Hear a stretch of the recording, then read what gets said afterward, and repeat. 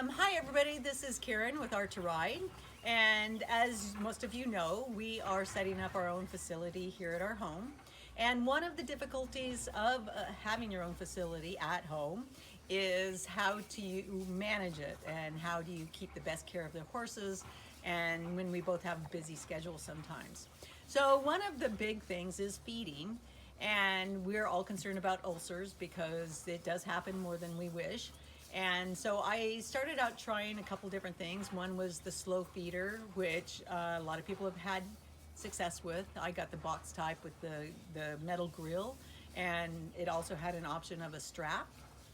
And it worked pretty good in the beginning, but then she's very food oriented and a little bit demanding, so she started to pound on the grate, actually putting her foot into the box, and if I put the strap down there, she would grab it and pull on it and actually get it pulled out of there. Also, one thing to do be careful if you do have that is that they don't start getting sores around their mouth, because she did, just because she's trying to push through the grate or the strap, so be careful of that. So our solution was to try the automatic hay feeders. I've seen those before with some of my clients, and I always thought it was a really good idea. And so this way we don't ever have to worry if for some reason we can't get home. And the lovely thing about it is that we can feed 9 times over 24 hours if we want.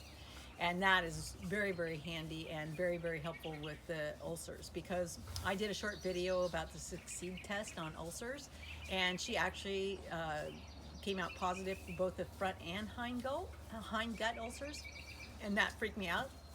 And so what I did is I fed her more often, changed her feeding habit a little bit, and in about 3 weeks, the ulcers went away, totally tested negative.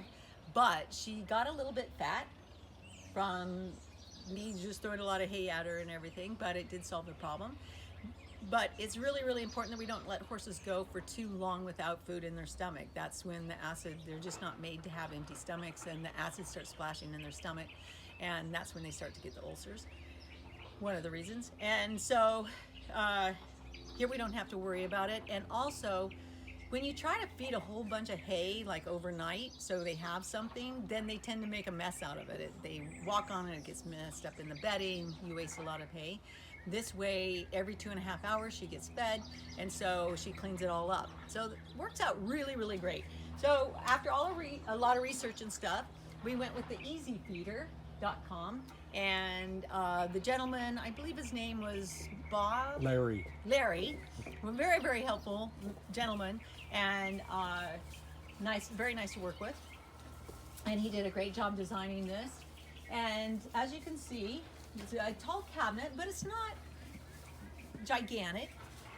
We were able to put it up here and still have room in our walkway here. But it has a cabinet here, and it's got 9 different shelves, and it's got a timer, so you can set the timer for whenever you want the hay to be released. And it's already released 2 of them. We started at 5 and 8, and then 11. Oh, the 11 o'clock one did go. And so we put the different kind of hay for the different types of day.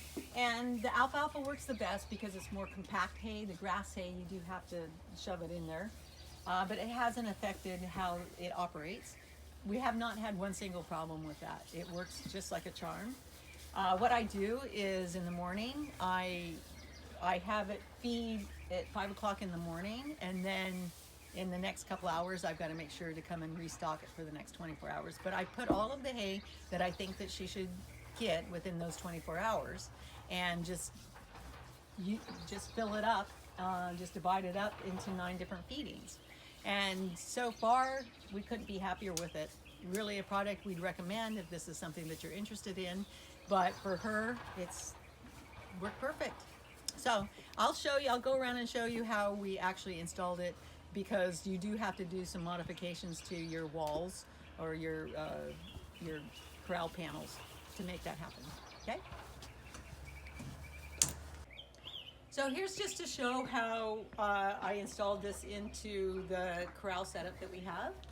And we got these corrals from Raring to Go Corrals, and we will do a review on those. But I really like the setup because it's got the open bars here, it's got the stallion wire, and then it's got the wood, which goes along the whole length of the panels, which is great because it keeps your shavings and everything in. And we really like the panels, really worked out great. So as you can see here, this is where the hay comes out when those shelves drop. And the one modification I had to do, of course, I just cut the board here.